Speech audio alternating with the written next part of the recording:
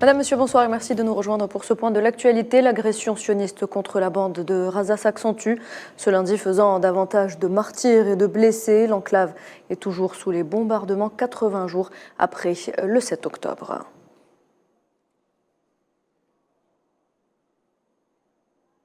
L'armée de l'occupation continue son épuration ethnique dans l'enclave palestinienne, n'épargnant ni hommes, ni femmes, ni enfants.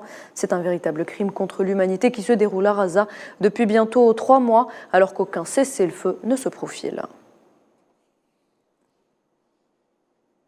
Tristesse, peur et colère sont devenus le quotidien des Palestiniens. Vous le voyez à l'écran, il ne se passe pas un jour sans que des funérailles n'aient lieu à Raza. C'est justement le cas à Khan Younes aujourd'hui où l'on enterre les victimes des bombardements survenus hier.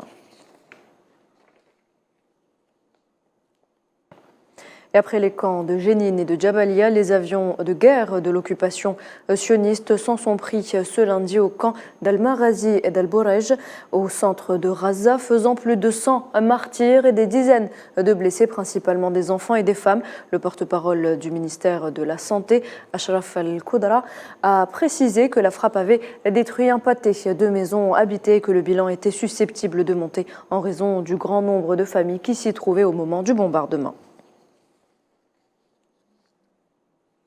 Le système de santé à Raza est au bord de la rupture, alerte l'Organisation mondiale de la santé. Seuls quelques hôpitaux sont encore opérationnels avec très peu de moyens dans l'enclave. Selon le chef de l'OMS, il appelle une fois de plus à un cessez-le-feu, qualifiant la situation de tragique. Il affirme également que les combats incessants et un nombre massif de blessés ont mis la capacité des hôpitaux à genoux et que les patients sont affamés.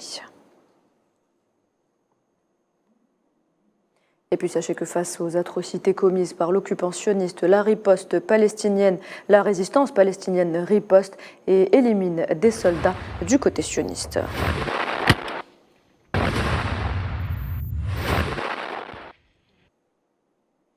Dans l'actualité également, le président algérien Abdelmadjid Tebboune s'est adressé ce lundi à la nation devant les deux chambres du Parlement réunies en session extraordinaire. La télévision algérienne a rapporté que le discours du président Tebboune adressait un bilan des réalisations de l'année en cours et de la situation politique, économique et sociale du pays, tout en soulignant les perspectives pour l'année suivante.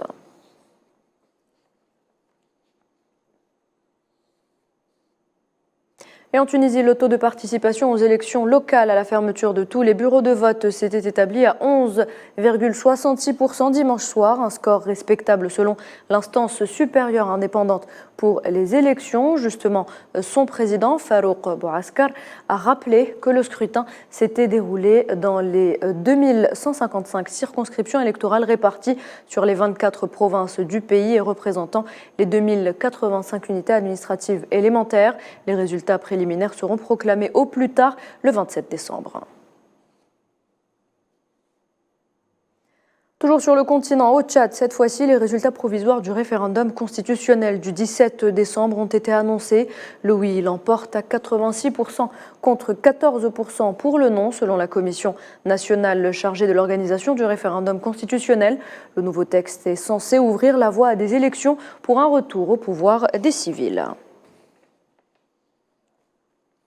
Et après 9 ans d'interruption, le gouvernement d'unité nationale libyen a annoncé ce lundi la réouverture des opérations boursières pour les entités cotées sur le marché financier national. Une déclaration du gouvernement publiée sur sa page Facebook officielle indique que le retour du travail au sein du marché boursier contribue à alléger les charges qui pèsent sur l'économie libyenne après avoir surmonté les difficultés que le marché a connues ces dernières années et qui l'ont amené à s'arrêter. Et